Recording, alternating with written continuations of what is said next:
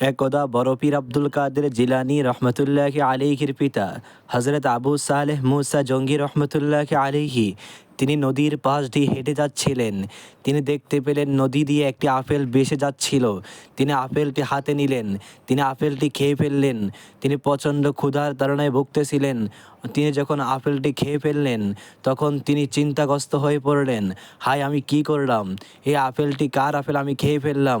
তিনি যখন চিন্তিত হয়ে পড়লেন অতঃপর তিনি হাঁটতে লাগলেন। হাঁটতে হাঁটতে তিনি অনেক দূর পথ পাড়ি দিলেন। তিনি যখন অনেক দূর পথ পাড়ি দিলেন তিনি দেখতে পেলেন গভীর জঙ্গলের মধ্যে একটি সুন্দর আপেল বাগান অবস্থিত। তিনি ওই আপেল বাগানের মধ্যে অনেকক্ষণ অবস্থান করলেন ওই মালিকের জন্য, কখন মালিক আসবে।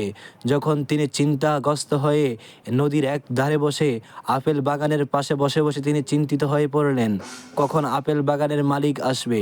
অতঃপর যখন আপেল বাগানের মালিক আসলো অতঃপর তিনি আপেল বাগানের মালিককে বললেন, আপনার একটি আপেল এই নদী দিয়ে ভেসে যাচ্ছিল, আমি প্রচণ্ড ক্ষুধায় টিকতে না পেরে আপেলটি খেয়ে ফেললাম। তখন মালিক চিন্তাগ্রস্ত হয়ে পড়লেন, আমার কত আপেল নদী দিয়ে ভেসে যায়, পাখি খেয়ে ফেলে নষ্ট হয়ে যায়, কিন্তু এ কেমন লোক যে আমার একটি আপেল খেয়ে এত দূর পর্যন্ত পাড়ি দিয়ে আমার কাছে ক্ষমার জন্য আসলো। তিনি মোটেও এই লোক সাধারণ কেউ নয়, এটা অসাধারণ কেউ। অতঃপর মুসা চালে জঙ্গি রহমতুল্লাহ আলিহি মালিককে বললেন, আপনি আমাকে ক্ষমা করে দেন। তখন ওই মালিক বলল, আমি ক্ষমা করতে পারবো না, আমার মেয়ে যদি ক্ষমা না করে। তখন আবু সালেহ মুসা জঙ্গি রহমতুল্লাহ আলিহি তাকে বললেন, আপনি আপনার মেয়ের কাছে যান, আমার জন্য ক্ষমা নিয়ে আসেন। তখন ওই লোক যখন তার মেয়ের কাছে গেল তখন মেয়ে বলল, বাবা যখন মেয়েকে সব কিছু খুলে বলল তখন মেয়ে বলল, আপনি এই লোককে মাফ করবেন না।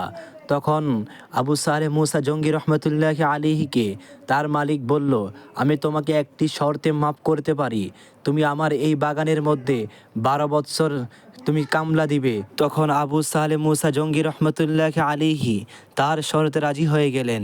যখন তিনি 12 বছর ওই বাগানের মধ্যে কাজ করলেন, যখন 12 বছর শেষ হয়ে গেল তখন আবু সালেহ মুসা জঙ্গি রহমতুল্লাহ আলিহি ওই বাগানের মালিককে বললেন, আমার আজকে 12 বছর শেষ হয়ে গেল, আপনি আমাকে মুক্তি দিয়ে দেন।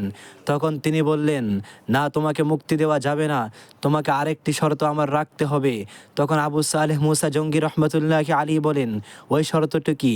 তখন তিনি বললেন, আমার একটি মেয়ে রয়েছে, ওই মেয়ের দুটো হাত নেই, দুটো পাও নেই, দুটো চোখ নেই, আমার এই প্রতিবন্ধী মেয়েকে তোমাকে বিবাহ করতে হবে। অতঃপর আবু সালেহ মুসা জঙ্গি রহমতুল্লাহ আলিহি তার শর্তে রাজি হয়ে গেলেন। একমাত্র আল্লাহ পাক রব্বুল আলামিনের ভয়ে যখন রাজি হয়ে গেল, যখন বিবাহ বন্ধনে আবদ্ধ হলো, অতঃপর যখন আবু সালেহ মুসা জঙ্গি রহমতুল্লাহ আলিহি বাসর ঘরে গেলেন তখন দেখতে পেলেন তখন পূর্ণিমার চাঁদের মতো সুন্দর একটি রমণী। অতঃপর তিনি ভয়ে ওই ঘর থেকে বের হয়ে গেলেন। যখন তিনি তার শ্বশুরের কাছে আসলেন তখন তাকে বললেন, আপনি বলেছিলেন আপনার মেয়ে অন্ধ, আপনার মেয়ের হাত নেই, আপনার মেয়ের পাও নেই, এই মিথ্যা কথা আপনি কেন বলেছেন? অতঃপর মুসা সালে জঙ্গি রহমতুল্লাহ আলীকে তার শ্বশুর বললেন, আমি তোমাকে এই কারণে বলেছি আমার মেয়ের চোখ নেই, আমার মেয়ে এই চোখ দিয়ে কখনো পরপুরুষ দেখে নাই, আমার মেয়ের হাত নেই এই কারণে বলেছি, আমার মেয়ে হাত দিয়ে কখনো অন্যায় করে নাই, আমি বলেছি আমার মেয়ের পাও নেই, আমার মেয়ে এই পাও দিয়ে হেঁটে কখনো অন্যের বাড়ি যায় নাই, এই জন্য আমি তোমাকে এই কথাগুলো বলেছি। অতঃপর আবু সালেহ মুসা জঙ্গি রহমতুল্লাহ আলিহি আল্লাহর কাছে শুকরিয়া আদায় করলেন।